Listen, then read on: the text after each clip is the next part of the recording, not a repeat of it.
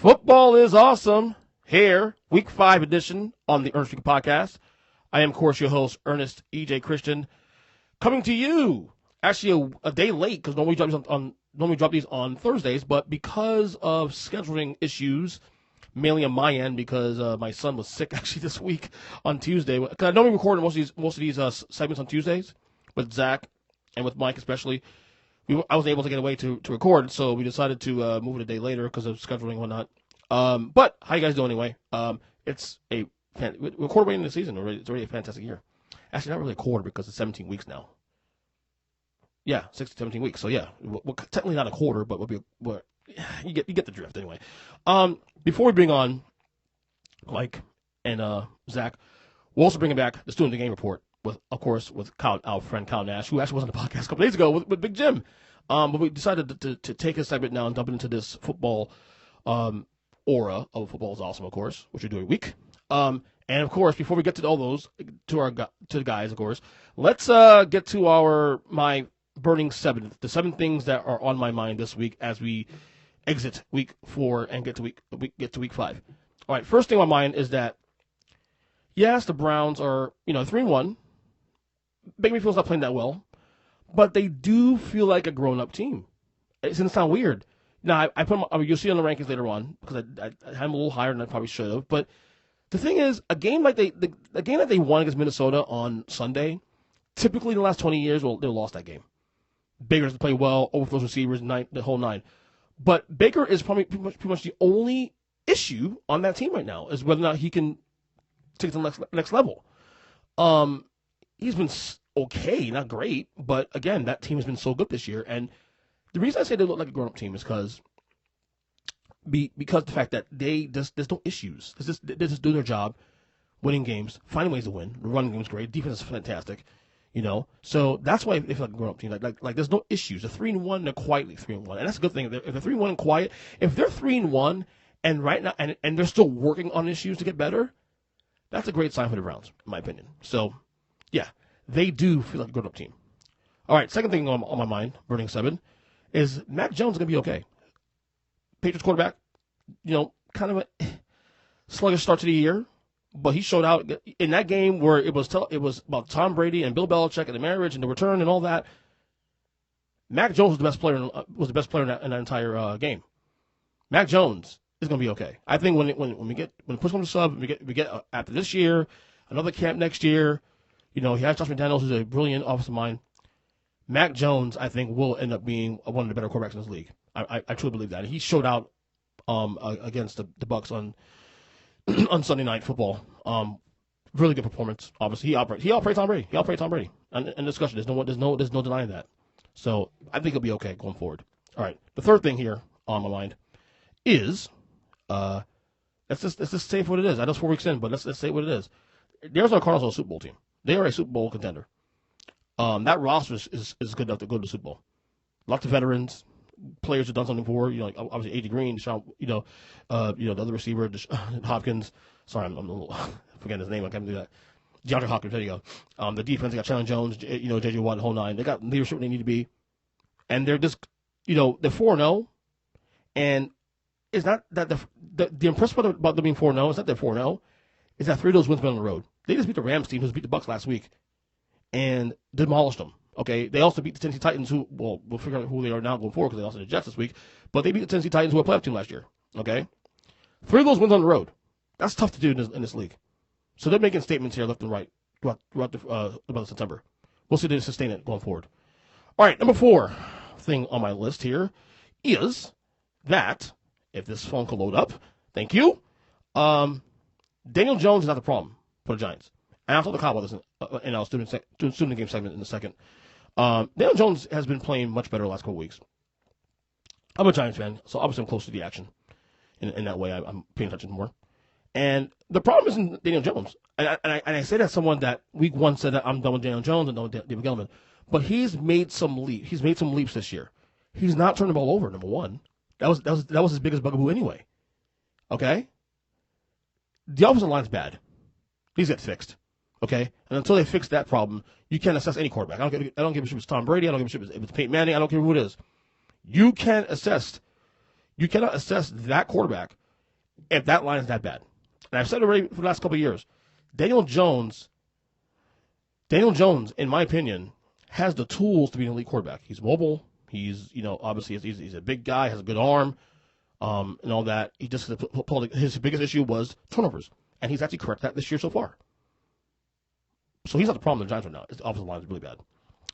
Okay, number 5. I might be jumping the gun here a little bit because it's only a 4-game sample, but I'm comfortable saying this right now. Chargers quarterback Justin Herbert is a top 3 quarterback right now. Yeah, he's just really good. I watch him Monday Night Football, and granted, he the second half of the game wasn't as great, but the first half of the game against the Raiders, he was fantastic. He just looks the part. He looks like a guy that's going to be great for a long time. We're going to look at it, the way we look at Peyton Manning and Tom Brady in the 2000s. We might be seeing that with Mahomes and Herbert going forward. And it's even better that they're in the same division, too, so we get it twice a year. Herbert right now looks the part. Like, he's a top 3 guy. Like, okay, so Aaron Rodgers is great, obviously. You still got Russell Wilson. You still got other guys of that magnitude in the conversation. But right now, Herbert is one ascending right now. He's a young guy. He's year 2 in the league. He looks like a top 3 quarterback in the league right now. All right, number 6. I had another 3-2 week on my best bets. So I've been 3-2 every week throughout the year. Winning record, obviously. I'd like to get 4-1. I made a mistake this week, especially, betting against the Giants. I never bet on my team or against my team, but I decided to this week, and that was that game ruined my parlay, 14 parlay. So yeah, another 3-2 week. That puts my record now to 12-9. Not horrible, but I'd like to get better than that going forward. So, but keep following me on social media. I keep posting my picks every single Sunday morning, Saturday night, Sunday morning before the game start. So, and finally, number 7, college football related here. Georgia might be the best team in college football, but I am not ready to make that call till I see them actually beat Alabama. If you look at the performances-wise between the two teams, Alabama and Georgia, because right now those are the 2 best teams in college football. There's no question about that. Oregon already Oregoned last week. But you put them together, they are the best teams in college football. And while I will agree that Georgia's been a little more impressive this year in terms of who they've beaten and the way they've done it, because style points actually do matter in college football, I am just not ready to pull the plug yet because I need to see it. Alabama finds a way to get things done in the end. I mean, they beat Georgia last couple of years ago, and to win a national title. So until Georgia does the damn thing, and I can see the optics saying Georgia is the best team in college football, I'm just not ready to pull the trigger on that just yet. I'm just not. So while Georgia may look the best team and probably should be number 1 in the country, do I think they're better than Alabama? I'm going to say no until I see it. That's going to be a hindsight thing going forward. So anyway. Let's bring on Mike to close out week number 4 with our Power 10 bottom 5. And then, of course, the Student Game Report returns with Kyle Nash. And then we close out the podcast with, of course, the Degenerate himself, Zack Degenerate. Power Rankings time, week 5. First week podcast. Football is awesome, of course. Mike the Squid on the road, actually, from eating Chinese food, I think, right? It's sushi, tapas, and something else. Not Japanese, Chinese. you're racist. Anyway, we are, again, doing this a day late because of scheduling conflicts, but like I said, it's all good. We'll get it in. Power rankings are awesome. Football is awesome. Let's go 10-1, as we always do it. So I'm sure we're going to have a battle here, you and I. All right. Number 10. What you got? Give me Aaron Rodgers and the Green Bay Packers. I feel like you've been kind of like soft on the Packers this year. They've been very average this year. Is that week 1 loss still kind of like in your head? The Saints put up like 37 points on them week 1. Yeah. With a site game because they couldn't play in their home stadium. And they've since lost to the New York Football Giants. Hey. Be nice to my team. Number 10, I have the Raiders. Still waiting to I like this team. I'm just not sure if they're a playoff team. I don't know. I'm still on the Raiders long term. The Dolphins win wasn't that really impressive, given how the Dolphins are this year. I mean, they fought that Chargers game, man, but I'm just not. I'm not on board fully with the Raiders yet. I'm not even sure they're a playoff team, honestly. When it's all said and done. The AFC West could very well be the AL East of the NFL. It's very possible. But we'll see how it turns out. All right, number 9. How about the Cowboys? That feels a little low. No, it doesn't. Do you think this team will come back to earth at some point in the year? Is that what it is, or? They play in a shit division. True, but they haven't played my division yet, though. Okay, and who? Yeah, they beat Philly on Monday Night Football. What are you talking about? Oh yeah. Sorry about that. That game's forgettable. I apologize. Yeah, because Jalen Hurts, don't it? 9 got the Packers. Probably the same reason you do. I get low. You know, I think the week 1 thing's still kind of stinging a little bit, but they're slowly figuring it out a little bit. You know, we'll see what happens. Maybe being under the radar a little bit is probably what's best with Aaron Rodgers going forward. Yeah. You know, we'll see. Number 8. The Las Vegas Raiders. Did Vince buy the fucking team? Yes. Oh God, the Raiders. Like I said, I love what the Raiders are doing. Yes, they looked really bad on Monday night in the first half. They yeah. got second half, started moving the ball, and honestly, Waller got completely shut down in the first half, and they still found a way to keep that game competitive. Yeah, I'm with you there. Number 8. I said it a low, but you know, I was a little higher than you had them. But the Dallas Cowboys, kind of, you know, maybe I guess, you know, Cowboys are old. You know, they start well, they sort of tail off and whatever. Figure out that defense. That defense, that's the issue. Is could it sustain? So far, they have been terrible, but could it sustain that? I don't know. Healthy, if they don't, it's going to be trouble. Yep, and Dak a bust at that point. All right, number 7. Who you got? Give me the ever feeling dangerous Cleveland Browns. Well, guess what? I also have the Cleveland Browns. Baker Mayfield looked pedestrian at best against Minnesota on Sunday. Can't feel his entire shoulder, so if he has to miss any kind of like severe amount of time, like they're fucked. Yeah. But can I argue if he does hold up, that being 3-1 while still figuring things out is a good place to be? Anytime you're 3-1, it's not a bad place to be. That's very true. It's very true. This isn't this NCAA. You don't schedule your opponents. You get whoever they put in front of you.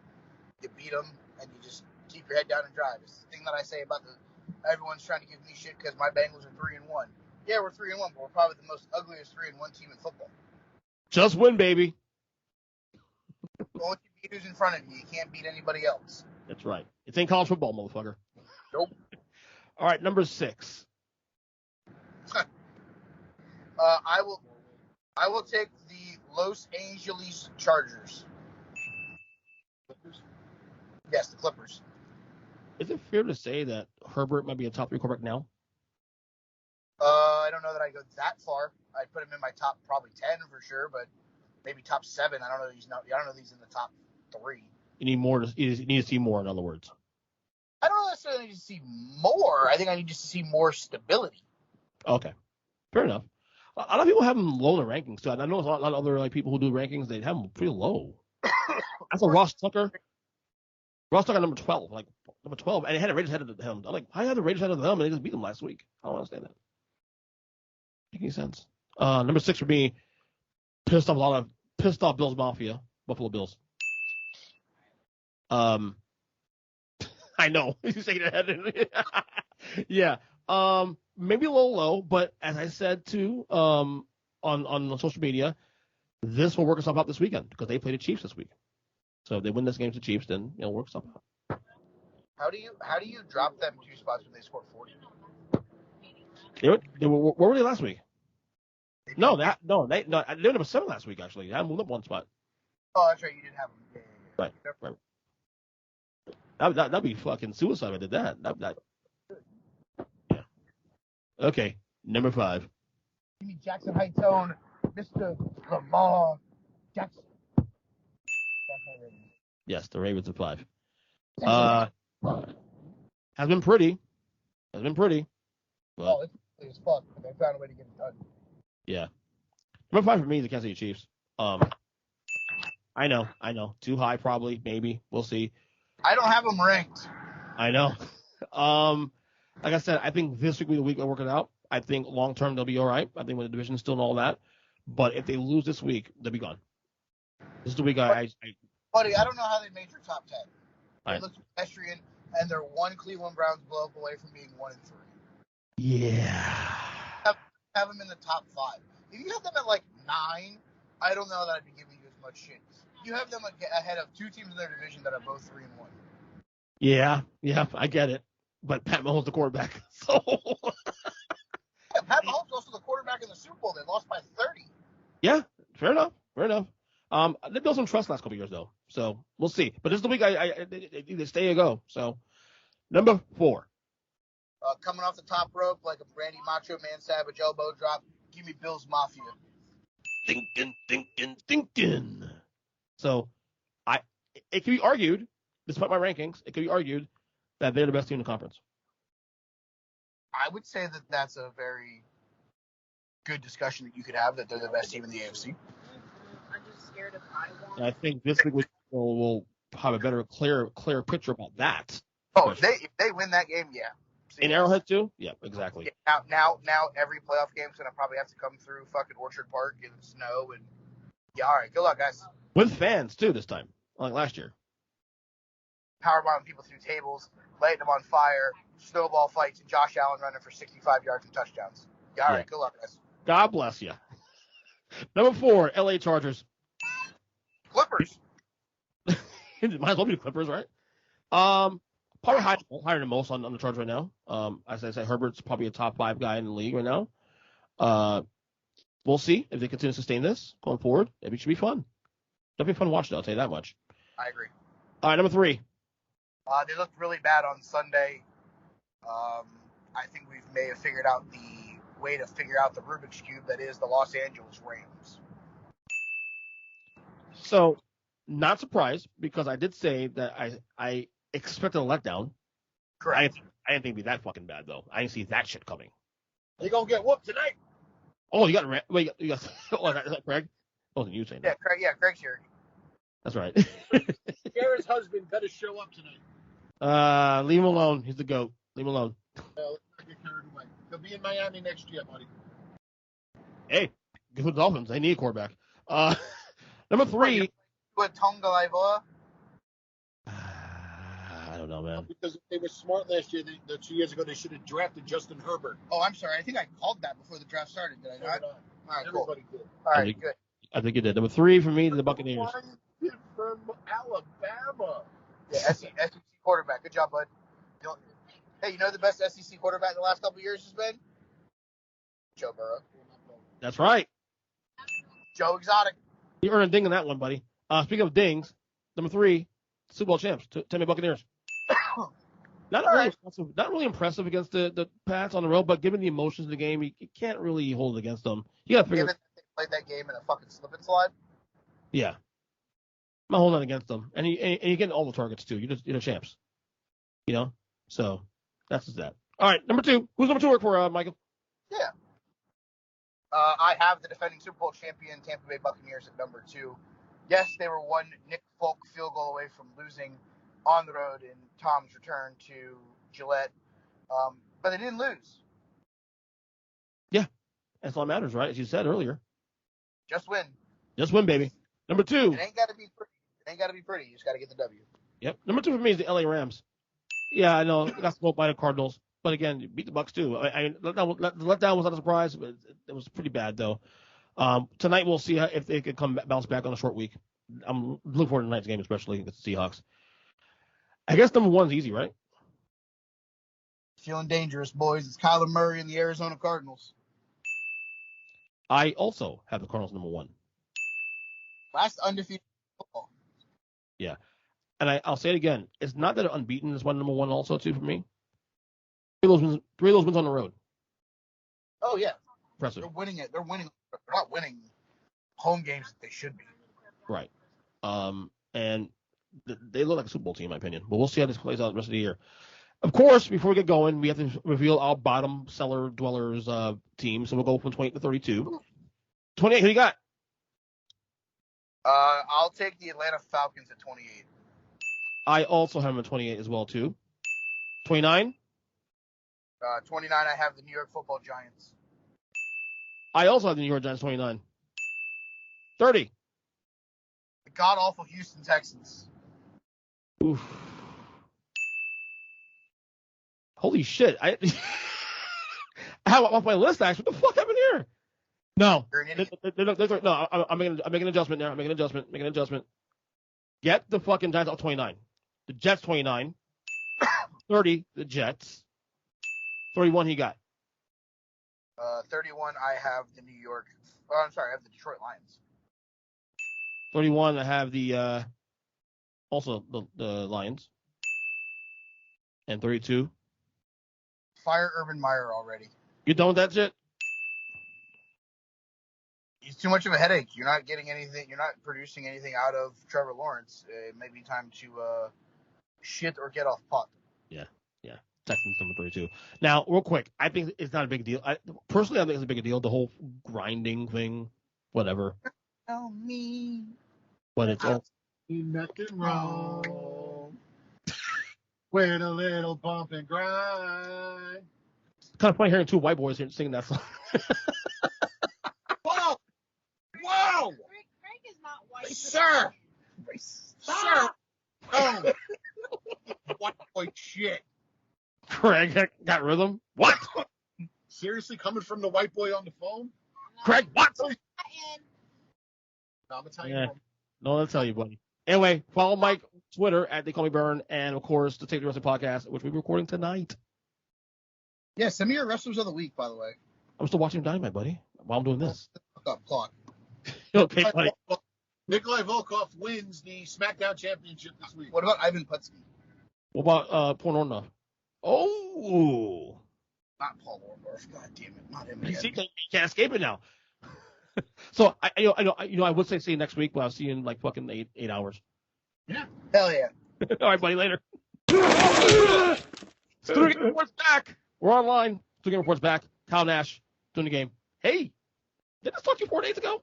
I knew you'd come crawling back, you big sexy beast. Yeah. No, I'll a little inside baseball here with the podcast. Like the original idea was to have like rotating guests, and I could probably still do that, honestly. But I'm like, I don't know. I kind of have more fun talking with people I've already been doing this with for years, and luckily I have a lot of people I talk to, which is good. But I don't know. That's like, why don't I just fucking throw Kyle back on the fucking mix and just do it every week with him instead? I mean, and you're such a glutton for punishment. Like you have these friends that just abuse the shit out of you on social media. Like if you think I'm bad, ladies and gentlemen, I've seen some stuff. Some people have said Ernest Christian. Let me be clear. Yeah.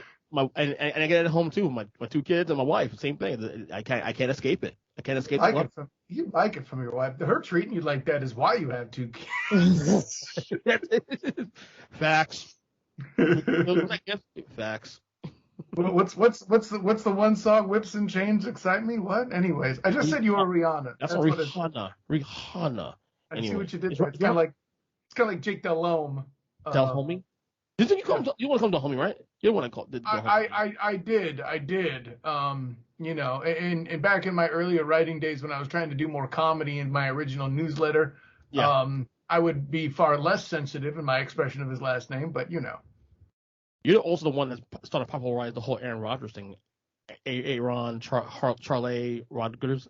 Listen, I'm not taking away, like, Key and Peele gave me the Aaron Rodgers. Correct. I just added the Charlet so it can be done completely because you can't say Aaron Charles Rodgers. It doesn't make any sense. No, I agree. So I morphed the middle name thing that we do on Beyond the Buzzer and here first, actually, let's be clear. Yep. We did it here first. Although you're the one that's also adding names that don't exist, like Tom Brady, Thomas Edward Bieber Brady. That's because he was Bieber first to me. That's a me problem. And like, what was it? You spent back when he was still a thing, you spent time examining on my comedy pronunciation of Johnny Manziel, thinking that's what I actually called him. Yeah. That's Manziel. Yes, it is Manziel, but it's more fun calling. That was on purpose, actually. That was on the Manziel. Yes. Yeah. Like, I mean, that's what you get to when you're like, pretentious like me and try to be silly. Like my dad, who used to write for the Associated Press, would always say theater instead of theater to make fun of people mispronouncing it. It's the same way I call that burrito shop Chipotle instead of Chipotle. It's Chipotle. Right. It is Chipotle. Well, at least don't call. I say Chipotle, not you get what I'm saying, Chipotle. If I really wanted to abuse it, but you know. Well, there's actually one more name you did also too like that. That you missed. I'm sure. I don't remember it. You know, it's like I always call you Julius. You know. Julius. We had Russell Wilson, Carrington, the C's. Oh yeah, that was on excised from my rectum every time. I'm sorry. I'm stalling because I want to play the clip again because he's gonna call Trubisky. Whatever his name is. And is it that or the Joker laugh that you get more out of it, or are you just a twofer there? Trubisky or whatever the hell his name is, or again, nice. The backup quarterback Buffalo Bills. Trubisky or whatever the hell his name is, or you know, the guy that's trying to ruin Matt Nagy's career because everybody's trying to blame everything on him. Yeah, that guy. Yeah. All right, let's get to the pod. Get to the stuff here. Let's start close to home because you do cover the Jacksonville Jaguars. I do. I will be there this weekend as they host the Tennessee Titans, and I'm hoping to catch up with our friend Teron Davenport. I'm going to have it's a book on Carson Wentz, but he's covering the Titans. It's going to be weird when I have him sign that. Oh boy, ESPN. That's right. Yep. A lot of shit going on behind the scenes with Urban Meyer. We did the podcast on Monday. We didn't talk about this on the show actually, surprisingly. But just when I thought I would be safe. You know, obviously I touched on my solo podcast 2 days ago. My thoughts on it. Yeah. The grinding thing, and then of course the apologies, and now he's lost the locker room allegedly, and all that. And the fact that you cover the Jaguars, you're even closer to the situation than most. So, because we didn't touch on it on Sunday, let's touch on it now. It's on your end. Your thoughts? Is it a big deal? Is this doomed to fail? Could this be recovered? Where you at with Meyer? So whether it's a big deal or not really doesn't matter as far as my opinion, right? The perception is that it is. That's clear because we're how many days removed from it, and people are still talking about this damn stuff. Here's the lead. First of all, if you're thinking this incident is why he should be fired in and of itself, you're just wrong. You're a special form of wrong. You're the wrongiest of wronging McWrongensteins, okay? We live in a world where, I forget the artist was, I'm sure you'll correct me, had a song at the ESPYs, I believe it was, about the NBA guys having a side piece, okay? Right. So let's not act like, you know, this sort of thing doesn't happen. The problem is it got caught on video. We know that. But even still, at the end of the day, regardless of whatever was done, this is a situation where this is his private life. I mean, we've heard stuff about Bobby Petrino, stuff like that over the years, and he still has a job. What's that? Those are fun times, by the way, the Petrino thing. You know. You can't make it up. Banging Bobby, as it were, right? I get it. Yeah. And he's still like, when he's still at a press conference, he's still like the slickster New York car guy who acts like he knows more than you, but I digress. Yeah. So if that's the reason in and of itself you think he should be let go, you're wrong. Here's why. He's done worse stuff already. And please, for the love of God in heaven, stop lumping the Tebow thing into this as part of the fiasco that was. You guys in the media were pulled into it. And yes, I know I'm in the media. This is the irony here, but I saw through it. This was a business move. Shaz Khan's trying to sell jerseys and bring up hype. You got to give something to Khan, if nothing else. And maybe you want to scream up his name in effigy as if you're Captain Kirk stuck on a planet, you know, like in Star Trek 2. That's right. There's your nerd reference for the thing. Boom. Nerd. Hey, man, pays the bills. Don't hate, son. Amen. Like, if I was a real punk, I'd be like, get your pay drink out. Like, I'm not going to do that, but it does definitely get my bills paid. There's no question. Yes. But the whole, you got to give at the very least to Shad Khan, as he knows how to draw attention and keep the Jags selling when they shouldn't be. Like, I was there when they were about to become 0-3 at the Cardinals game, and I really feel like the Jaguars fans left with hope, you know.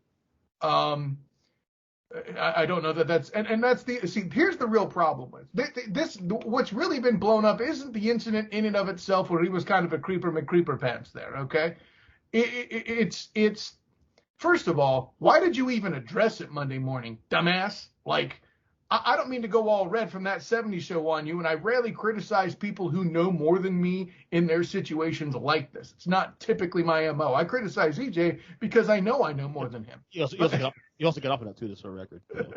Well, no, see, listen, it's how I take up my grievance with it. You told me to deal with it one time with one of your power rankings, and I said, this is how I deal with it. I dunk on you. Even this morning. Well, yeah, I'm trying to let the people in behind the curtain and say, listen, I told EJ this morning via text, you are the Duncan, you are the Duncan, in that case, the donut, and then I do the Duncan in my coffee to you on my show, and that's what happens. You're trying to sit there and say, you're basically trying to do, you're trying to sit there and say that you're basically, I'm Patrick Ewing and you're Scottie Pippen. I don't know that that's the best analogy. It's more, I'm Charles Barkley and you're Scottie Pippen. Anyways. No, well, I'm going to say because of that dunk in 94 that. Oh, excuse me. You're absolutely right. I'm trying to convince you, buddy. I didn't put it together. That's my fault. Although you're the one that's 7'5". That's true. I am 75. See the number right there? That's true. I didn't notice that, but oh my God, that's actually fucking weird. What can I say? Except you're welcome. That's right. See, you even think you have a way. You thought you had me. Bing! Anyway. It was a ding act. I need a ding. Can I say, pal? I don't know if you listened to the episode 2 days ago, but first off, with the incident itself in question, yeah, you can argue it was the girl that was actually pushing the issue, quote unquote. Well, I wouldn't even take it there, but go ahead. Yeah, right. And like to me, it was like he was blatant about number one, but I feel like more than anything else, forget that issue itself. Whether good or bad, but that's a moral issue, whatever between him and Shelly, his wife, or whatever. It's not. I think people making a big deal about it because it's Urban Meyer. Urban Meyer's not well liked. Urban Meyer comes up of course, Christian guy, but says one thing, does another, that kind of thing. I feel like we're piling on because Urban, and I'm not one to defend Urban. I don't like Urban Meyer, but I feel like this has made a bigger deal than it really is. Now, the egregious part for me personally, I think, in terms of optics, is the whole not flying back with the team. That part I can see is something a little more maybe. See, but that's commonplace though. The stuff that I wouldn't have necessarily known either had I heard from more people who cover teams. This is not uncommon for people to not take the flight back with the team, right? Okay. And granted, to your point, it's not like I would expect the third string long snapper to think he can get away with that, but. Right. If coach wants to, hang out with his grandkids, which was what Urban was allegedly planning to do, or at least the excuse he gave, right. There's some leeway there,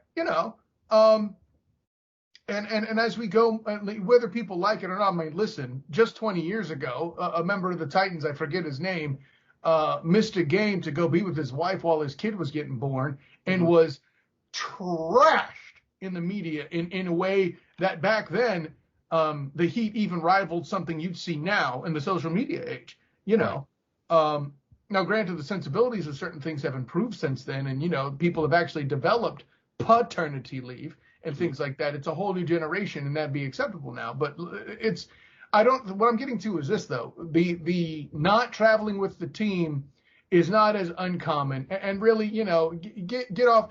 It kills me. You got the people like I'll mention Big Jim, but because they're people in the religion of the no fun league, and then they come up with some stupid crap of they didn't travel with the team. So you either want discipline or you don't. Like, which is it, people? But let's move on. That's a fair point. So to close the book on this real quick, there's been rumors even before this happened that he might be one and done. That's not so much because of Shah Khan wanting to pull the plug, but maybe he's already regretting his decision. Does he make it through this year? I think he makes it to the end of the season. Khan is a guy who has shown patience in the past, right? I mean, just look at the previous administration, look at him bringing back Tom Coughlin, all of that, stuff. And I don't think firing Urban in the middle of the year is the answer either for a first-year quarterback. That's – at the very least, say what you will. Football-wise, I know people are griping at him. To your point, North Florida media has a bone to pick with him because of his questionable departure from Florida in and of itself. Then there's the whole thing with the racist coach or whatever that he tried to bring in and all this other stuff, which, by the way, if you have a problem with that, you're still going to have a problem with Urban Meyer with this incident, obviously. But I think the real problem is, as you're hearing, he went to address the position groups individually, didn't address the team as a whole. He canceled Monday meeting to deal with the media blast back and all this other crap. There's a lot that was done wrong there. But I would just say straight bad. He shouldn't have apologized for it. It shouldn't have even been touched. It shouldn't have even been broached. It's just a thing that happened, and we would have forgotten about it. Then he comes out with this, weak, limp apology. Yeah. That, I could have gotten off the back of my kid's cereal box. Like, literally at this point, I was listening to Bill Burr podcast earlier today, and, like, he's saying something. By now I could write one of these apologies. I've heard them all. Wicked awesome. No, Bill Burr's a man, by the way. Oh, he is amazing. Love him. He gets away with a lot of stuff that I never thought he would have, and it still floors me that somehow he's still married to a black woman. How does that work? That you say like that, and listen. God bless you. Sir. I think he's had a second kid too, also. And he's great in The Mandalorian sideline, but is he really? He's absolutely fantastic. I still didn't watch that. I still didn't watch Mandalorian. Damn. The hell, I know you got the plus. You got young kids. Oh, believe me, my wife was obsessed with Mandalorian, so it's not so much. It's on me. This is all on me making time to watch it. Oh, you're making time. You know what? It beats the shit out of WWE. I said it. And AEW. AEW took a lot of my time too. So. I said it. Yes. Man, the Baby Yoda show is far better. Step your game up, Ernest Christian. I'm with you. Okay. If you were with me, you'd have done. No, but let me close the door with this. Like, it's obvious, the players, it is impacting them, and it's not even the act, but his way that he's trying to hide it when they obviously probably don't care, and I think the final instance is allegedly on the practice field in one of the position group breakdowns. It was grind on 3, 1, 2, 3, grind. I mean, maybe there's some there, maybe it's not. But the fact that we're even having that conversation is proof that it's impacted the culture. No, I don't think Urban Meyer makes it to the second year. And I don't know that that's good or bad, but what it really is something where the media will become less of a factor. I've been in the press conferences before any of this happened. They were outright hostile towards Urban, period, end of story. Right. All right. We got a discussion, you and I and Big Jim, in our nice little group text we do every day. So yes. It's fun. It's fun times talking to you guys in there. Hey, Kyle, got a minute? You're so blessed to have Kyle. So blessed to have Kyle. Dude, if you guys only saw the text we do in there, man, just the way that the engagement, it's insane. This morning we're talking about Daniel Jones. I don't know how we came up necessarily in the conversation, but I had seen a segment from Colin Cowherd and was just wondering if you guys agree. Yeah, you said a thing on Twitter. You posted on Twitter that you sent to us in the group chat. Mm-hmm. And I'm a Giants fan, obviously, despite what Kyle says. What? Know thy enemy? I'll admit through the first game of the year, I was done. My hands cleaned up. But that was more frustration because of the Giants is stinking and joint up the gate. But let's cool heads prevail the last 4 weeks. The Giants are 1-3, yes. Daniel Jones, in my opinion, is not the problem. Colin Cowherd even said himself too. Daniel Jones, one big bugaboo for the first 2-3 years of his career has been turnovers. I've said for a long time that Daniel Jones has the tools to be an elite player. Whoa, because the Giants have never seen a quarterback turnover prone because of a lack of supporting cast. That's never happened. No, what I'm saying though is that ever he's more mobile than Eli, obviously. He could be better than Eli Manning if he wanted to. Like, he has the talent. He's more talented than Eli Manning. Ooh, that's what I'm trying to say. That's a hell of a statement in itself. But he who's faster? Him and Eli Manning. Who's faster? No. He's definitely more mobile. Probably better arm too. You says he has the potential to be better. No. Yeah, I'm just saying that his talent alone, his pure talent, if it all came together, he could be an elite quarterback. Obviously, I don't know that. Yeah, people freak out when you use the E word they're not paying attention to the fact that you're saying potentially. Yes. Yeah, that gets missing something. Big Jimmy heard that, right? That's what Well, and then I mean, next time I talk with Jim, I want to have the conversation with him about using the question. Is he the answer? Like, he keeps throwing that out, and that's not always the right question to ask. Let's break it down. Big Jim's part of the show. You knew it was not part of the show today. It's funny. So let's break it down the way he broke it down, because I liked what he did there, because it creates more of a discussion on this in general. So in lieu of what we were talking about, hold on, where's it at? I'm trying to find the text right here. Give me a second. That's on air. He goes, is Jones great? No. Is he the answer? No. Is he the biggest problem for the Giants? No. TED Talk, of course. Yeah, but you're supposed to. First of all, I got so many problems with that delivery. Your last one's supposed to be a yes, and you're supposed to bring harmony to the discord you just threw in. You gave me 3 dissonant notes, man. This is his list, though. This is his breakdown. He's not great yet. Is he the answer? We don't know. Okay, and is he the biggest problem? Hell no, because he's done the thing that we asked him to do. Stop turning the ball over. To manage the game. Yeah. Right. He has only 1 pick through 4 games. So he's done his job so far. I mean, you're not wrong, EJ. And No. see, this is the problem with is he the answer? We don't Not know. by himself.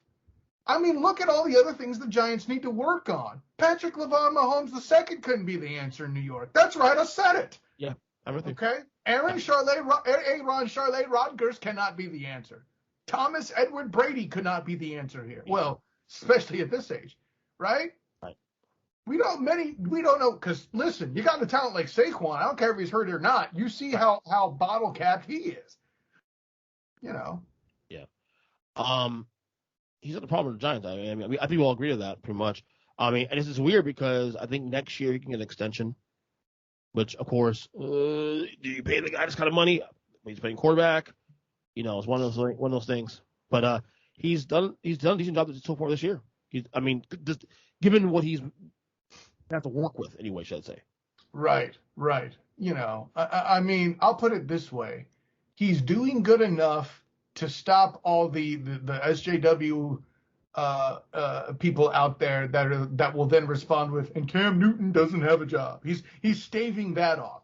Like, I feel like the line is SJW guy, Cam Newton's not vaccinated. In discussion. Damn. Okay. I mean, if we want to go there, I mean, most teams, if not all teams, are not going to hire you if you're not vaccinated. Private business. Hate to break it to you. I'm not here to tell you you're wrong. I'm just trying to say if he's doing well enough to where those critics aren't coming in, then he's doing well enough. That's what I'm saying, though. If he was vaccinated, he'll have a job right now. That's my point. I agree. There's places he like. I think he would make a lot of sense, or would have made a lot of sense in Denver. I think he would make a lot of sense in New Orleans, perhaps, if Jameis is hurt for a length of time. Yeah. Houston maybe too. Oh, obviously Houston, but I don't know that he would want that job. Right. Well, I guess we agree on the Jones thing. Awesome. Yeah, I don't think. I mean, we made fun of him earlier, but listen, it's no different than Josh Allen in year 3 deciding to step his game up. Same thing. Right. All right, tonight we'll record this on a Thursday. Obviously, tonight's a huge game. We don't get many.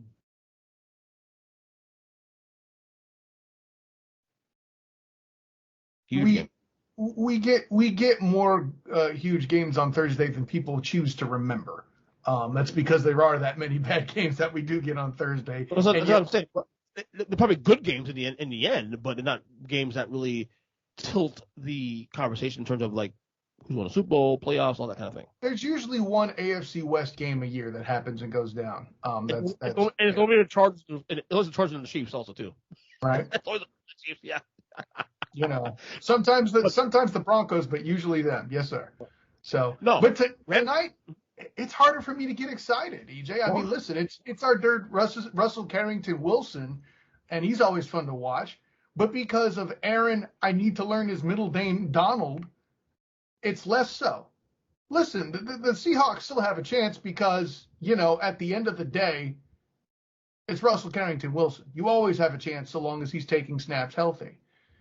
But with the way Matt Stafford has performed so far, the only shining thing I could see for the Seahawks going in their direction is an intangible, in that they're going to be tired from 2 things. Physically tired from battling a Bucks defense, which is damn strong. Granted, I know their secondary's not so bad, but the front seven still leaves bruises even if the secondary's bad. That's you can't turn that off. And second, at the end of the day, mentally having that big game and going into that as being this was an NFC Championship game preview in the eyes of many. Let's call that what it is, right? A year? Say again? Potentially. Yeah, I mean, potentially. Right, yeah. In a lot of people's predictions, this is an NFC Championship game preview. Right.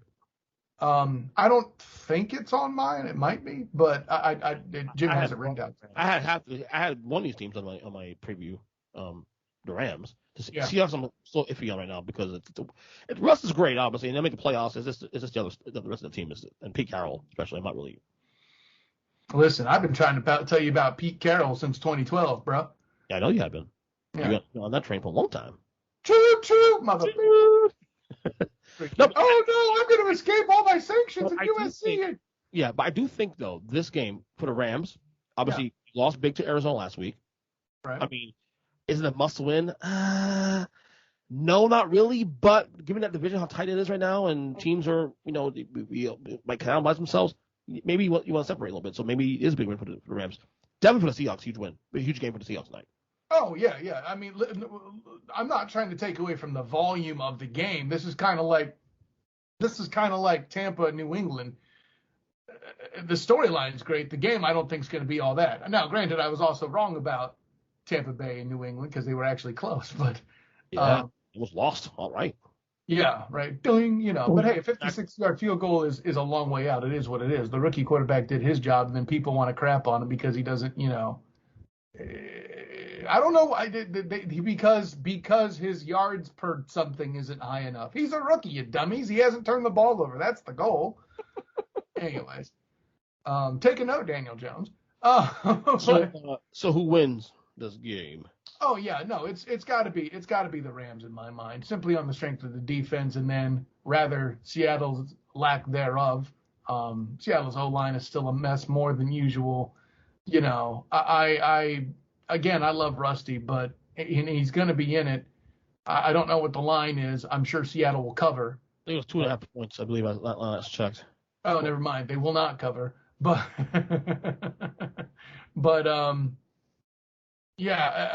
I don't see a way the Rams lose this game. I just, if they do, it's because of Russell Carrington Wilson or somebody made a mistake. End quote. All right. We do this every year for the last 8 years when we do like our playoff, predictions and where the teams right now, and I know this is really, really early to do this. Yeah, we're 5 weeks in, so EJ has to start talking playoffs. Yeah. I'm trying to find it. Okay, here it is. Find it. And I do my best, Jim Moore, while you find what you're doing. Playoffs? I try to find this on the app. Here it is. Okay, hold on. Break it down. Come on now. Come on. Don't let me down. Waiting for this thing to load up on the computer because it's not. Maybe they don't have it now. Yes, because it's too damned early. Hold on, wait. No. I might win. I may win. Oh no, it's too early. You're right. You listen. You need to go to the standings and just eyeball it. That's what I'm doing right now. I'm trying to. Oh, okay, that's how early you are. Is they don't even have you. Right. Unfortunately, the standings right now on the. Hold on. There he goes. 1 second. All right, it's good. Loading up. So right now, okay, as you know, 7 teams go to the playoffs. Every conference. 17-week season. So let's go to the NFC first. Right now, your division winners are the Cardinals. Yep. In the West, the Packers. Everybody was going to try to tell me was only winning 8 games. I don't win 10 this year, but so do I. I'd be over in that one. I know you copied my paper. Let's have that conversation again. Remind me of that. The Packers in the North at 3-1. We got the Bucks at 3-1, also leading the South, and we have the Cowboys at 3-1 in the East. Not a shocker there, of course. Right. I believe the wild cards right now, if it would start today, I believe are the Rams. Mm-hmm. Look at this here. The Rams, the Panthers, and trying to see another one here. I think I got like a 3-way tie between the Bears and the Saints and the Seahawks. Okay. Obviously, way too early. What changes here you think going forward now based on 4 weeks in? What changes? Let's say what sticks?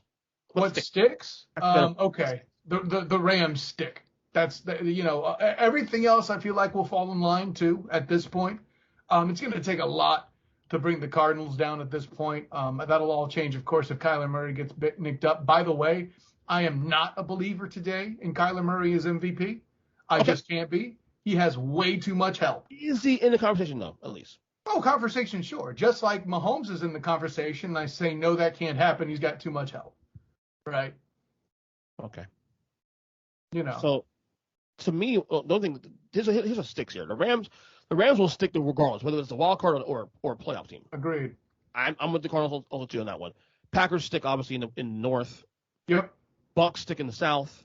Yep. Cowboys stick in the east. Yeah, all the leaders stick. They may move around between 1 through 4, but yeah, they're going to stick. Right. Okay. And for the AFC right now, I just think a scroll a little faster would be nice. I'll say this: Carolina just has not earned my confidence yet. No. They have. When you couldn't compete as I would have liked to seen against the Cowboys, no, you're not it. Right, I'm with you. That win would have gone. That win though, had they won against Dallas on Sunday, that would have gone a long way. I would have lobbied for them to be top 10, but if you put them 11, I would have also been okay with it. But the fact that they lost, forget it. No McCaffrey either, but still, yeah. All right. I mean, no McCaffrey's going to be a way of life for him. That's true. You're right. Anyways. Okay, so right now the AFC right now, as it is now, division leaders right now are the Titans in the South. Yep. The Bills in the East at 3-1. The Titans 2-2 by the way. The Bengals right now 3-1 in a three-way tie with the Ravens and the Browns at 3-1. And then you got another three-way tie at 3-1 with the Chargers, the Raiders, and Broncos. Yeah. What do you expect going forward? Which things stick here? I'll tell you what doesn't stick is the Bengals. Okay.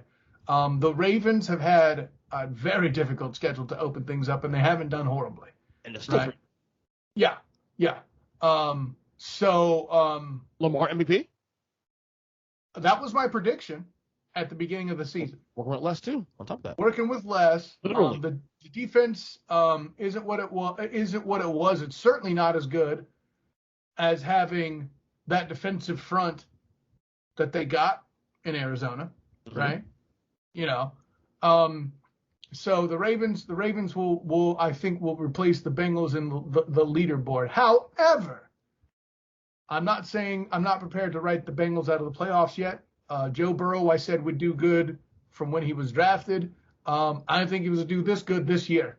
I would have given him one more year, but that's still going well, and God bless him. As the Broncos are going to fall off too. Yeah. I mean, if Teddy's health, especially if Teddy's health is a thing, but the Broncos are going to fall off. Who have they beaten? Really? It's the damn Jets, Jags, and Giants, right? Give me a break. Like I said, I think it was 2 weeks ago. Get a win outside of East Rutherford and Jacksonville, and we'll talk. Yeah. Okay? Yeah. And then your wild cards, the Chargers and Chiefs are both going to represent the West in the playoffs. That's going to happen. Those will stick. I don't know who's going to be on what side of the fifth seed, but yeah. Yeah.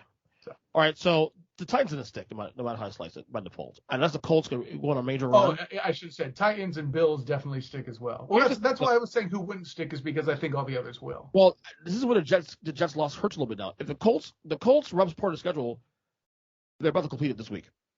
After this week, it gets a little easier. The first 5 games was an issue. I think we discussed it on the podcast actually a couple weeks ago before the season started. The first 5 games out the gate were going to be a little rough for the Colts. But now that we said, they're now exiting that, and they're only a game back of the Titans now, who have struggled, off and on, losing the Jets, of course. So they might be in the mix. Ultimately, I think the Titans still stick it and win the South. The Bills will win the East. That's not even a conversation. They're arguably the best team in the AFC right now, arguably. Yeah. The North is weird. I think the Browns stick, despite Baker Mayfield's struggles, but that's their schedule's easy enough to where they will overcome. Right, that. And I feel like if you're 3-1 and you're still figuring things out, that's a good place to be in. I think that's a great place to be. Yeah. So Browns and Ravens, I think Ravens stick because I think Lamar's just amazing. Bengals will not stick. Steelers are done. AFC West, I still like KC doing the division. Broncos don't stick. Yeah. We can say what we will about the Chiefs defense situation. Yes. And they're bad. They're 31st ranked in this, that, and the other thing. Yeah, okay. Who have they played? They're the reverse Broncos, okay? The reason why the Chiefs' record is all that bad is the win that they had going 1-2 was in fact the Browns, right? Then you have the whole thing where they're playing the Ravens, who I picked to make the Super Bowl, right? Mm-hmm. So, or I should say, I might have said win the Super Bowl. So, you know, I have a feeling I'll probably be wrong about that simply because the lack of weapons will catch up. I was a prisoner of the moment. What can I say? I do think Lamar has a good shot at MVP, though. Can I argue that Mahomes, the defense being so bad? Let's say the Chiefs go on a run here, which I expect that, and the Chiefs still remain like in the bottom fucking half of the league in the defense. Does that strengthen Mahomes' argument for MVP? Absolutely, it does. Okay. Unquestionably, it does. Right. Because what you'll see is the defense will start to tighten up, and they'll rise.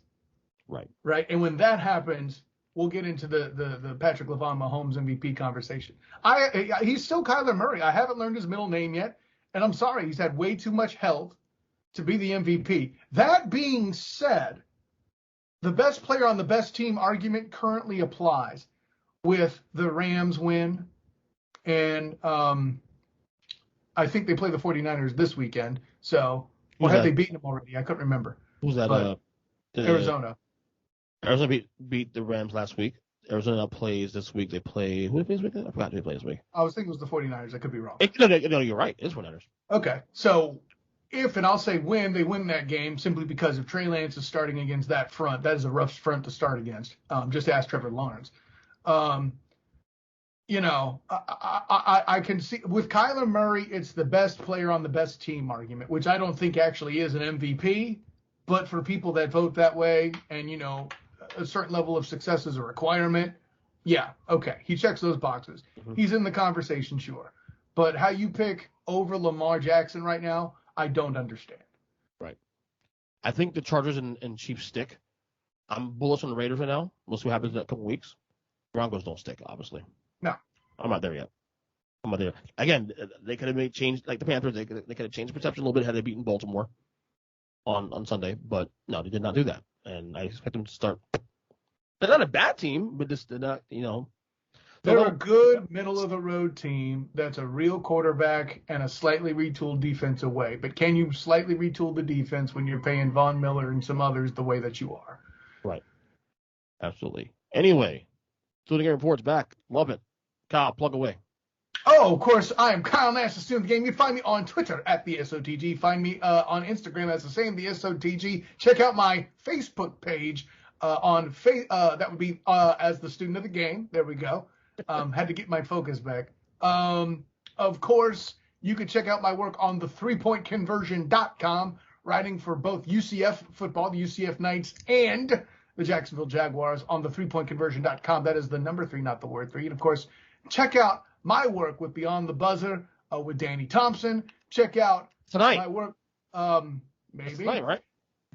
Maybe. Okay, I get that now. Okay. Of course, my work with Hilarity by Default on the Hilarity by Default YouTube channel. That will be coming back October 13th, or so I am assured. And then my work with oldschool101.com's Captain and Company morning show with Captain Chris Hill doing his thing, oldschool101.com. So, yeah, the long list of stuff.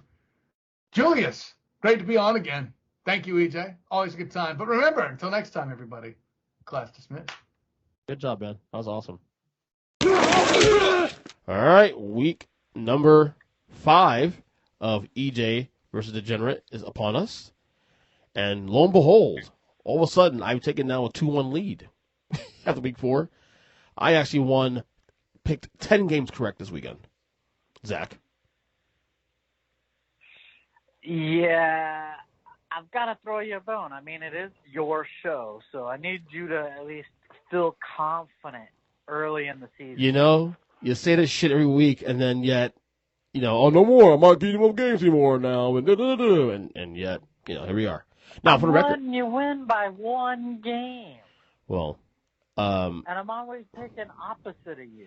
Yeah, I knew I'd won pretty much by Sunday night because we had both went the same direction on the Monday night game between the Raiders and the Chargers. So no matter what happened, I would have won. I would have been one game ahead. We both had the Chargers covering, which happened. So, but yeah, you won 9 games, won 10 games. So it actually was a good week for both of us in general on our picks. One of our better weeks because we did struggle actually. Even the first 2 weeks of the podcast when we were doing picks, we got like 6 wins and 5 wins, and it was rough the first couple weeks out the gate. But I think the second week was great for me. Yeah. The only games I got wrong were the games I picked the same as you. Yeah. But I think like we're maybe both of us now are starting to get a better feel of the season now. I guess now get a better feel of these teams. I guess 4 weeks in. Oh yes, I think we realized both teams from Pennsylvania suck. Yep. That first week aberration really threw me off for a couple of weeks. Oh, the Eagles and the Steelers too. The Eagles and the Steelers. Yes. Yeah. Well, we'll figure out more as we go along these picks this week. Again, there's still more interesting games this week. It's been a fun season, quarter in. Gone fast already though too. So, in fact, this Thursday night game is gonna be a banger. Thursday night football. L.A. Rams heading to Seattle face the Seahawks. The Rams are 2.5 point favorites. The over under 54.5.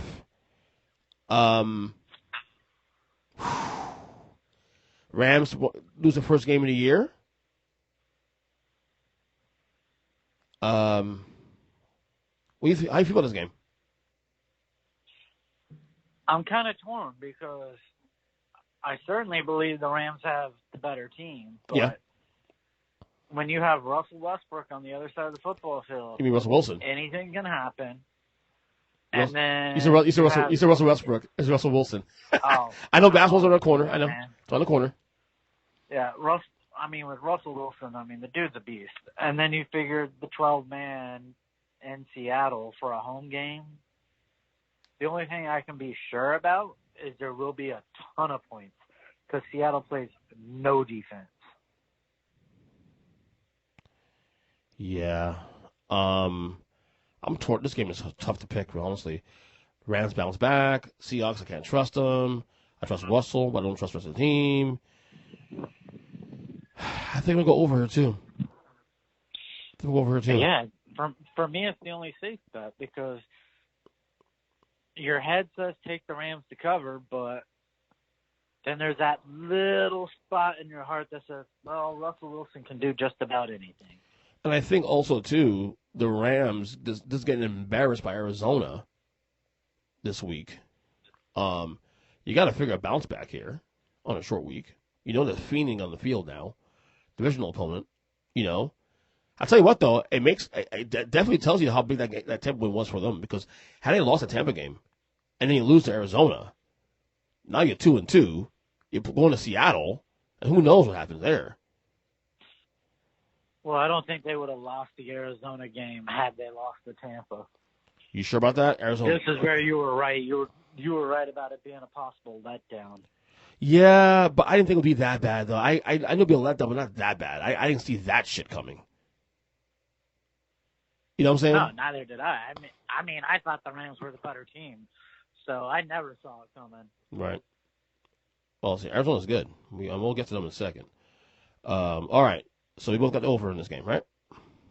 Yep. All right, 54.5. Okay. Next game here. Oh, the lowly. I think 2 of these teams are my bottom 5 this week still. That is the New York Jets, who won the first game of the year over Tennessee this week, heading to Atlanta to face the Falcons. The Falcons right now are 3-point favorites. The over-under is 46 points. It's funny. Last week when we did our show, now this is before they announced the injuries to Julio Jones and A.J. Brown.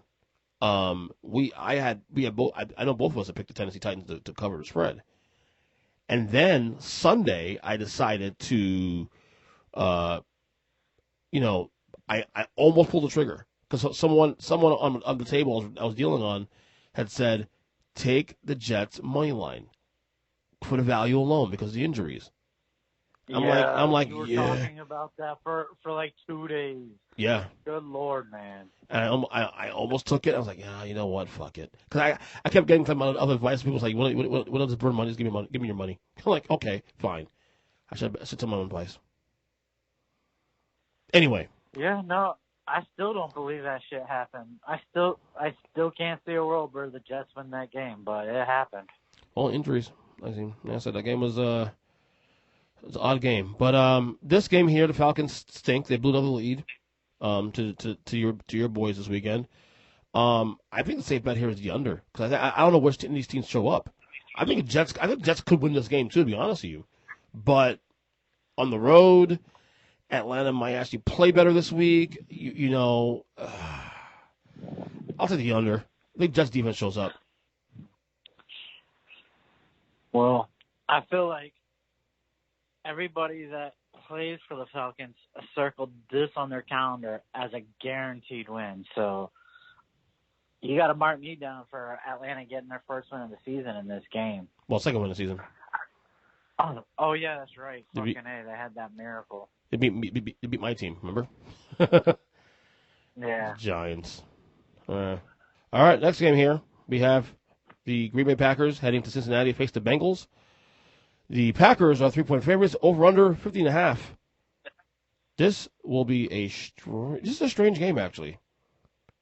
A lot of respect for the Bengals, too, especially because I think, Green Bay's the better team, but the Bengals are 3-1. Seriously, will who they played, but they're still 3-1. And this has a little bit of a frisky trap game here going. You know what I'm saying? I'm not going to pick the Bengals here to win outright. I think the safe bet's the over. But it would not shock me if the Bengals just out of nowhere just steal this game. Well, I can't see him still in the game, but I could certainly see an over, like a 53, 54-point total easy. But I have to believe, even though I'm agreeing with you, the over seems like a safe bet, I still think Green Bay is the safest bet. So you're taking Green Bay. And Bay. I know you just called a possible letdown, possible Cincinnati win. It could be sneaky. But Green Bay has Minnesota nipping at its heels. If they want to have any shot at a bye in from the first round, they have to continue to win. So I just feel like it can't be a letdown game. They have to be on right now. So take Green Bay to cover? Yep. All right. Well, like I said, I can see any of these plays happening. But I think it's going to be one of the better games of the weekend, I think, honestly. All right, here we go. NFC North game here between Detroit Lions. The Lions heading to Minnesota face the Vikings. The Vikings are 7.5-point favorites. The over-under is 49.5. Minnesota, tough loss because Cleveland at home. They were in that game. So maybe people say should have won that game, maybe. It was definitely a close game. Detroit still winless. Still winless. Yeah, until you said it was 7.5, I was looking at it as a 9-point game, so I was leaning towards Detroit, thinking it's a divisional game. 9 points is a hell of a lot, and Detroit seems to love to backdoor teams and come back in the second half. But I'm gonna play chicken and go with the over. I'm gonna do it again. I'm gonna go in punishment. I'm gonna take Minnesota cover. All right. I do think half a point's gonna hurt. It could. Tell you right now. It could. I tell you what, though, I believe that game against Baltimore, in the way they lost, may have just taken their soul. Because then Chicago dominated them this past week, and Chicago's not that good. I know that game made no sense to me. How does a team that basically put up 1 yard of offense come back and have that kind of game?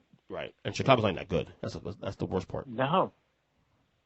So I'm gonna go ahead and take it there, and then just I'm gonna pick Minnesota here. So just that. All right.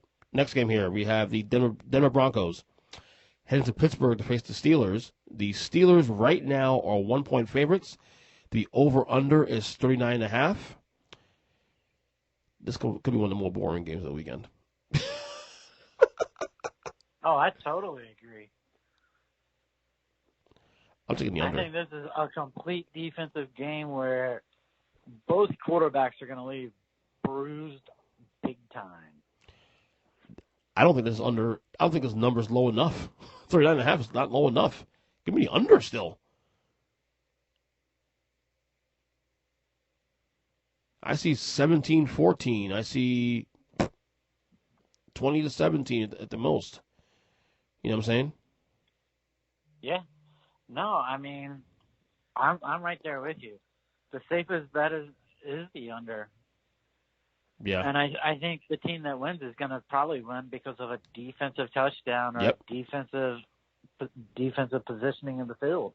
It might be Ben throwing the game away.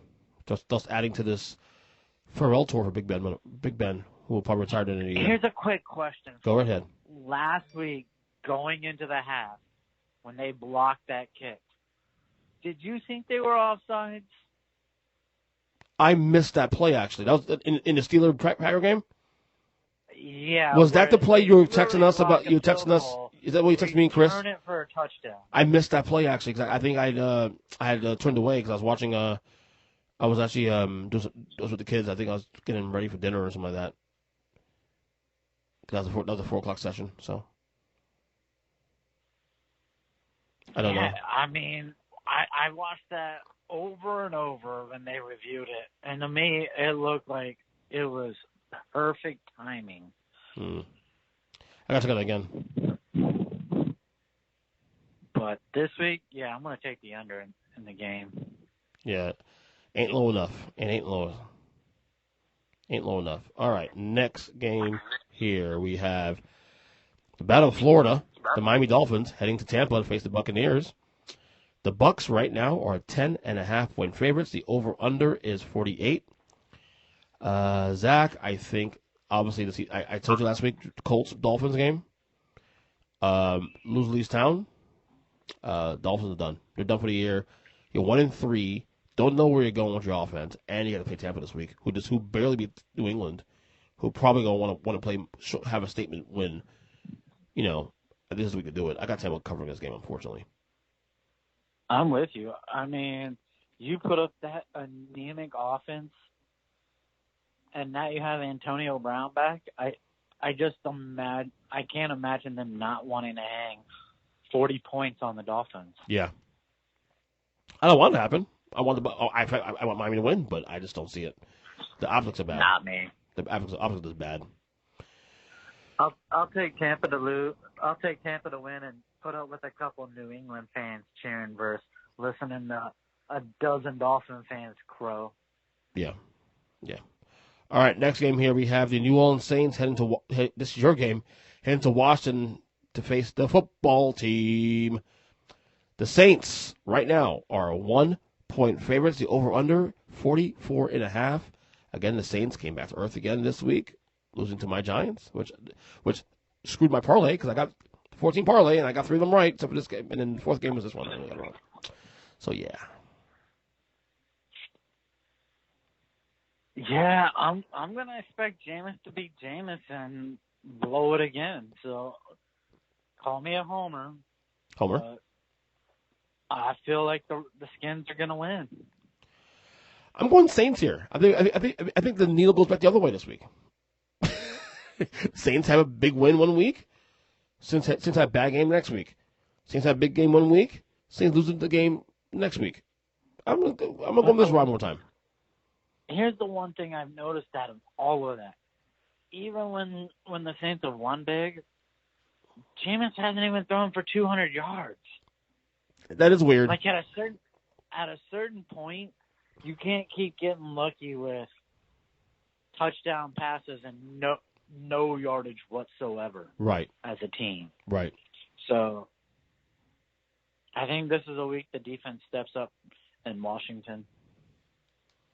Well, they need to because they've been awful this year. Awful. Yes, even have. In their wins, they've been awful. So, all right. Next game here, we have the Philadelphia Eagles heading to Carolina to face the Panthers. The Panthers right now are 3.5-point favorites. The over/under is 45 points. Carolina is losing the first game of the year in Dallas. Philadelphia has lost 3 straight since their opening win against Atlanta. Eagles are done. I think Eagles are done, obviously. Carolina still got something to prove. I like the under here, honestly, though. Give me the under. I'm going the complete opposite of you. Even though I don't trust the Eagles whatsoever, I feel like Jalen Hurts and the Eagles could put up 17 to 20 points and still lose a game. So give me Carolina. Or don't give me Carolina, even though I hope Carolina wins. Just give me the over in the game, over 45. Oh, okay. All right, next game here, we have the Tennessee Titans heading to Jacksonville to face the Jaguars. The Titans are 4-point favorites. The over-under 48.5. I know you want to tell Urban Meyer. Let's go now. Let's do it. Who the fuck cares if some college girl grinded up on him Thursday night when he doesn't have to coach a game again until next Sunday? The only person who should even give a fuck is his wife, which I'm pretty sure he was doing the same things when he was coach at UF and coach of Ohio State. So, to me, other than it being a family matter, I don't get why this matters whatsoever. And to hear some douchebag player for Jacksonville go, oh, he had almost no respect before he got here, and now he has none. Give me a break. You were in college a couple years ago, and you were probably praying he would recruit you. I could not agree more. Like I said, a lot of the rhetoric at Urban Meyer is because he's unlikable. If this team was 4-0 and was a nice guy and was like, say, I don't know, say this was Mike Tomlin or some likable coach, no one would give a fuck. This is just piling on at this point. This is piling on. Someone they'd be like, oh, this college girl came up unannounced and he pushed him away. But with Urban Meyer, it's like, yeah, he was finger banging the girl. And dude, and not for nothing. Look, okay, so yeah, this is between him and his wife, Shelly, obviously. But the video, there was nothing. He wasn't doing anything on there. Like, you can argue that all the antagonizing was on the female's part. Yeah, exactly. And so you got her grinding. The only thing you got is a college girl probably grinding up on him. And lo and behold, there's a video of her. So, I wonder if it's either a setup or staged to begin with. Could be anything. But regardless, it's not a big deal. It shouldn't be a big deal. And the only reason it's a big deal because Urban Meyer's not liked. That's all. And I get it. He's a hypocrite. He's a hypocrite human being. He has his own issues. Look, the stuff that happened with the assistant, that's something to criticize something over and a bigger deal. This shit, get the fuck out of here with that crap, man. Miss me with that bullshit. Anyway, back to the game here. Jaguars will still keep losing because Tennessee will win this game and will cover it because they need a bounce back after that embarrassing loss last week. So give me Tennessee here to cover. And I'm right there with you. Until I see Jacksonville win, I'm going to take the opponent every freaking time. Right. There we go. All right, next game here we have the New England Patriots heading to Houston to face the Texans. The Patriots right now are 9-point favorites. The over-under is 39.5. This is a first time. This is like a Tom Brady type spread for the Patriots here on the road. 9 points. The Pats. That was a good performance against Tampa last week. Mac Jones. He showed. This was his arrival. Look, all you had to do from the Tampa game is listen to the one quote Belichick put out. We practiced against them every day. And that's all you needed to know. So you had Belichick for 20 years watching a quarterback. The greatest coach ever. The greatest defensive-minded coach in history. Yep. Watch the GOAT for 20 years straight every day in practice. That was my mistake to think that Brady and Gronk would show up, and that kind of screwed me to begin with because Gronk didn't show up. He didn't play. No, I figured both of those guys would want to show up and show out, and when Gronk didn't show up, that changed everything to begin with. But 10 points? 9 points. This is one of those 9 things points. where I think 9 points. I feel like you're asking for a letdown. but I won't go that far. I'll just take the under. Whew. Because it is Belichick against the rookie. Yeah. And so I got to keep that in mind. I'm going to take it over here because I feel like we might get multiple defensive touchdowns in this game. Ooh. A slight over. From both sides or I can on see New England? a 23-20 game here. Wow. That's still fairly low, you know? No, hey, that's an awfully close game. Yeah. I mean, Houston got embarrassed last week. You know, the Pats are kind of riding a little high, even though they lost again. You know, so losing to the champs. So, but give me over this game. I got a sneaky feeling that they'll get out 40 points out of this game. All right. Next game here, we have the Chicago Bears heading to Las Vegas face the Raiders. The Raiders are 5.5 point favorites. The over/under is 44.5. Vegas lose the first game of the year last night against the Chargers. I say last night because we're recording this on Tuesday. The Bears, the Bears are not good. I know they're 2-2, but their wins against, man, the Bengals should have won that game. The Bengals could be fucking 4-0 right now. Imagine that. Yeah. Oh my God. Anyway, give me Vegas here. Vegas bounced back after that tough loss last Monday Night Football. Give me Vegas here to cover. Yeah, I'm right there with you. I'll take Vegas for the simple fact that had to be an aberration this past weekend where Chicago put up that many points. It's Detroit. I just can't see it. I don't care that it was Detroit. As bad as I've seen Chicago play all year, I would never imagine them scoring that many points. No, exactly. And I don't see them doing it again. So, yeah, I'll take Vegas. Me too. All right, next game here. This might be the game of the second game of the week, probably, maybe here. This is the game of Sunday. This is the game of the weekend. Well, you have a great game Thursday, and then this is probably the best game on Sunday. Actually, not really. The game of Sunday, the game of the week Sunday is actually the Sunday football game. This one is probably number 2 though on Sunday though. The Cleveland Browns head to LA to face the Chargers. The Chargers are right now 1 point favorites. Over under is 46.5 points rather. Browns 3-1. Maybe I'm ranking a little too high in my rankings this week, but they're winning games. Even though Baker maybe has not had that big game yet, they're still trying to gel offense. The Browns do feel like a grown-up team. They do. Like the 3-1 while still figuring it out. That's a good sign. That's a good place to be in. Yeah, I don't know which way to go on this because both teams can score, and they have great defensive players, but I don't see it being a defensive game. So I'm going to just play it safe and take the over because I'm in love with the Chargers. I am too. And I don't have the guts to pick them outright this week because the Browns are a good team, so I'll just take the over. Do you sense a letdown for the Chargers this week? Also, too, at that big win against, you got the Chiefs win 2 weeks ago, then you beat the Raiders on Monday night. Is there a letdown factor coming up here? No, just for the fact that their offense didn't look that good. Now I know they put up points, but man, Keenan Allen and Mike Williams struggled for most of that game. Yeah, Mike Williams cost me fucking fantasy week this week, so didn't put any points.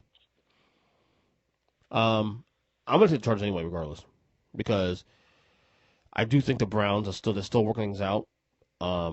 And there's also another road game for them too, especially. So. But they've got Odell Beckham Jr. back, your boy. Well, yeah, but he's not him and Baker. The guy you wanted to put in the Hall of Fame because of one freaking catch. Not me. I was the guy that's kind of like. No, but seriously, Baker and Odell are still not on the same page yet. However, Justin Herbert and his receivers are, and just for that alone, I'll take the Chargers to win here at home. All right, here we go. The New York Football Giants heading to Dallas to face the Cowboys. The Cowboys are 7-point favorites. The over/under is 52.5. Giants get the first win of the year against the Saints. Dallas they're on a roll. They're playing really good football. However, However, I'm going to do it this week. Not so much that the Giants that they actually won last week. Also, I mean that plays a part in it. But divisional games, man, they get a little wonky and weird. Dallas wins this game most likely. Game and the Giants always win in Dallas. They do. Like, isn't that they either win in Dallas or play home field. Right yeah, there they either Dallas? they either win in Dallas or they play well.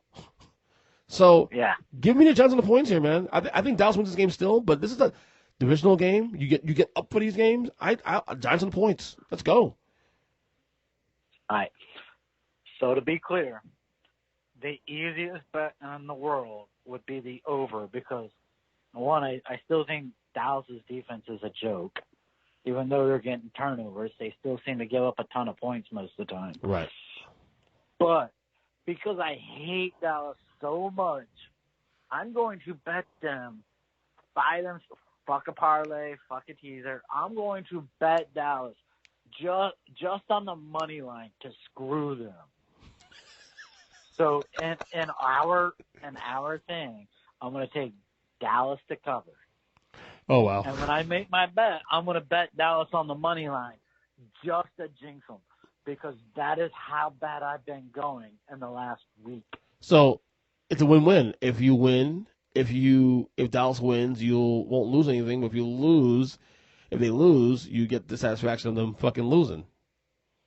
Yes. That's great. I mean, I might drop back another week if they don't cover because I said I'll take them to cover in our little thing. But yeah. God, I need Dallas to lose because I hate them.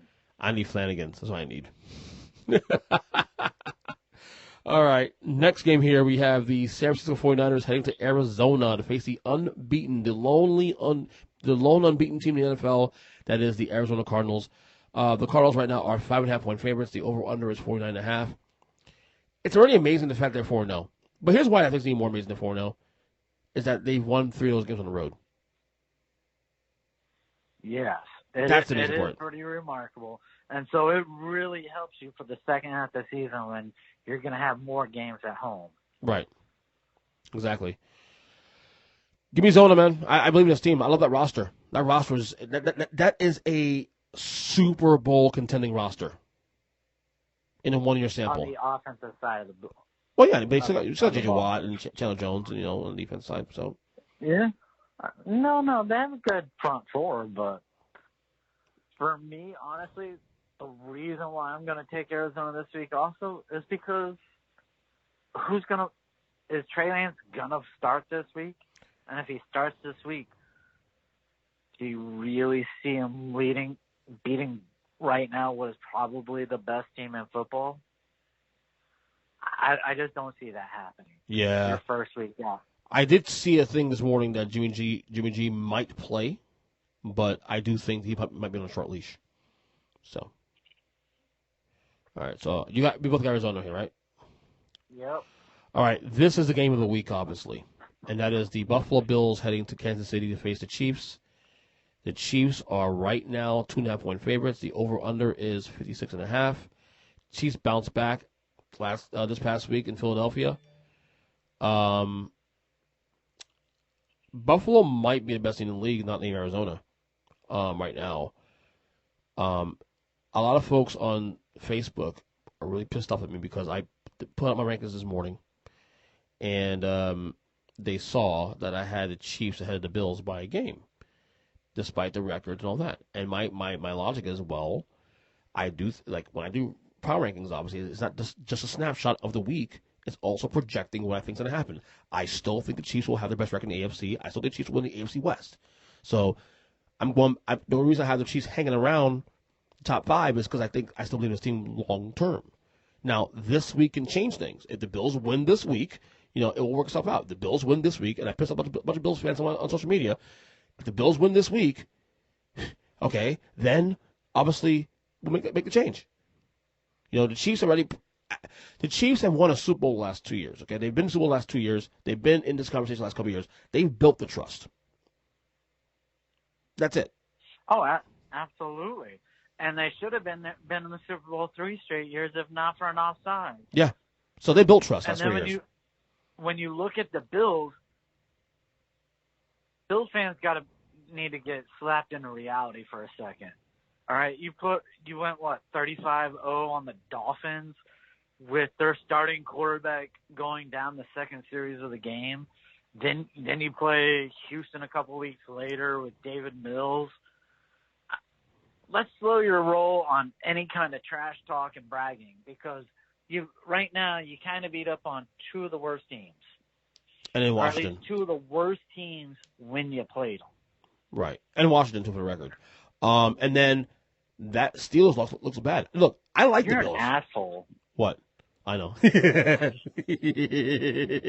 No, but and by the way, your one loss looks kind of bad right now because of Steelers. Yes, exactly. That being said, I like the Bills. I really do. I like the Bills. I love Bills Mafia. My favorite quarterback of all time is Jim Kelly. So I'm not sitting here talking shit. But Bills fans, slow the fuck down. Please, slow the fuck down, okay? That being said, I'm going to take you're going to kill me for this. I'm taking KC. You're going to take the under. I'm taking KC. I think KC right now feels a little bit of pressure now because they're 2-2. You got 3-1 Raiders, 3-1 Chargers, 3-1 Broncos right now, for that matter. You know, they can't fall behind too much more in this division now. So no, I mean they can't really fall too far behind in the division, but you also have that thought that, or maybe not. We have that thought, but I think Kansas City Chiefs players have the thought that no matter what, we can turn it on when we need to, and we'll make it to the playoffs. The Golden State Warriors make it as the final wild card team, just because of how good that division is playing. The way you like the NFC West, the AFC West is showing up like that this year also. They're the Golden State Warriors, in a nutshell. Yeah. But I don't have the guts to take Kansas City with the way their defense is playing. Right. So I can easily see this a 35-31 game. You know, just some weird, both teams putting up 30-plus points. So I'm going to take the over. Okay. Sounds like a lead in Buffalo here, too. It's not really leaning Buffalo. It's just the fact that, God, Kansas City's got doing nothing on defense. They can't stop a paper bag from scoring right now. No, you're right. But we'll see. Maybe it's the week they turn it on. Who knows? I hope. All right. Last game here, Monday Night Football. The Indianapolis Colts head to Baltimore to face the Ravens. The Ravens are right now 7-point favorites. The over-under is 46 points. Colts finally got the schneid, get the first win of the year in Miami. Although Carson Wentz still looks pretty meh. Baltimore's first big win of the year, like let's say big win. I mean turn the margin, being Denver. I'll tell you what though, I like the Ravens in this game obviously, but I like the Colts on the points here. I'm glad you said that because it looks like Monday night's not going to make a difference between us again, because I'm not a Carson Wentz fan. I'm not a Colts fan. But Baltimore's defense has not impressed me at all this season. Right. And the one strength that I know the Colts have is a defense that can stop the run. So I am hoping Lamar Jackson pulls out the win. I'm really hoping that he pulls out the win, but I don't see him covering. Just get a Colts all to do. Yep. All right. Okay, before we go, quick FSU minute. We got to win. Hey. How does beating Syracuse move us from the absolute worst team in all of college football to out of even the worst 25?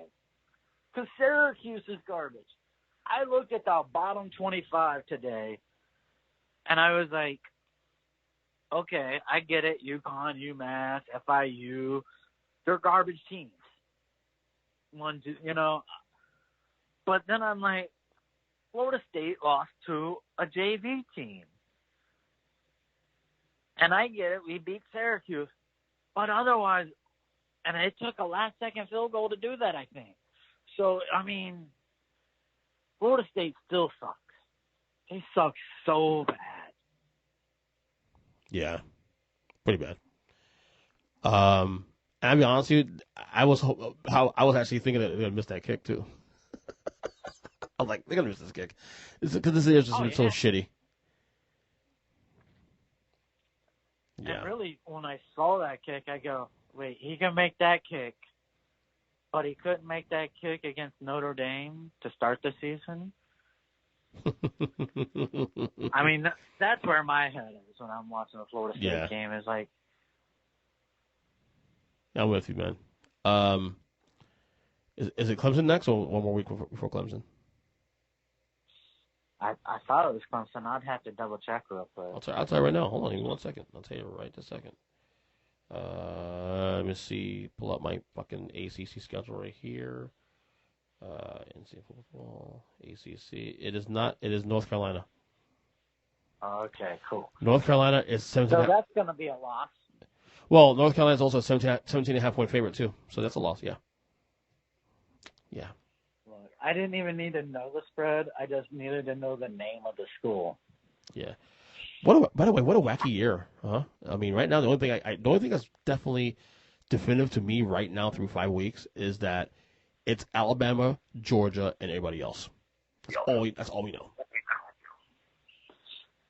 Yeah, I don't even know if I'd put it in that order because from what I've seen on Saturday, right now it is Georgia, then Alabama, and then there's just nothing. I'll tell you what, though, Jack. Georgia plays Auburn this week, okay? Huh? If they're going to be Auburn, obviously. But if Georgia beats Auburn in like style points wise, they said they covered. Okay, right now, so Vegas has them at 14.5 point favorites. If they cover that spread against Auburn, a top 25 team, a pretty good SEC team, that's a statement. I mean, they made a statement against Arkansas this week as is anyway. So I honestly think the statement was Arkansas because I think Arkansas could beat Auburn. Right. But yeah, from everything I've seen, right now Georgia is the number one team in this country. It's not Alabama. You could be right. I guess more thing else, I mean, you just want to see it to believe it. You know what I'm saying? Like one of those things we got to see to believe it first. Yeah. But I'm with you. I mean, based on optics, it feels like Georgia's the best team in college football. They've just been a wrecking crew from the word go. Although I will say the Clemson win. Oh, I will say the Clemson win doesn't look as great because, barely beat Clemson. Clemson sucks this year, but whatever. Yeah, I mean, you're right. It does look bad, but Clemson's first game of the season always seems to look bad. They always play at an out-of-conference big school, and it always ends up being closer than what it should be. But I think right now, if they played Clemson and Georgia again right coming this weekend, Georgia would beat them by 3 touchdowns. Like, that's where the momentum is going. Yeah, I agree with you. And then when I look at what Georgia's defensive line did to shut down the run of Arkansas, I think it might be the first time in Nick Saban's career at Alabama that he may not be able to run for 50 total yards. Oh. That front looks so stout. One last thing, too, also. I don't know if it'll happen, but if there's a year that you might get another oddball conference team to get into the playoff this year, this could be the year to do it. Cincinnati type into the playoff. If there's a year that will happen, this is the year to do it because Oregon already Oregoned earlier than we thought after beating Ohio State. All the top teams. I mean, right now you got Penn State, Iowa going this weekend. That'll work itself out, obviously. Not even sure that even if the winner of that game will maintain moving forward. You know what I'm saying? So this could be the year where you get that weird Cincinnati type team that would have been UCF years ago to pop into that playoff. We'll see. I mean, we'll see how the committee looks like in a couple weeks. Yeah. And I think honestly, if Cincinnati manages to stay undefeated, you'll only see a one-loss team in the playoff system. But if Cincinnati goes down, Done. you're easily going to see at least one two-loss team. You might see two two-loss teams. Yeah. Yeah, I agree with you on that one. They also will need Notre Dame to continue winning going forward because that's the only quality they're going to have this year. So Notre Dame continues to win, that will be what they have in the back pocket. Yeah, true. So we will see what happens. Anyway, Zach, that was fun as always. Good luck with your picks. Like I said, well, I'm up 2-1 now, and yeah, fun It's going to season. be 2-2. We'll see. After this week. We shall see. The real question is, maybe we need to put a bet out there for our listeners to see if even if you win, would you show up to Flanagan? I will. I'm trying to go to Flanagan's with you next 2 weeks.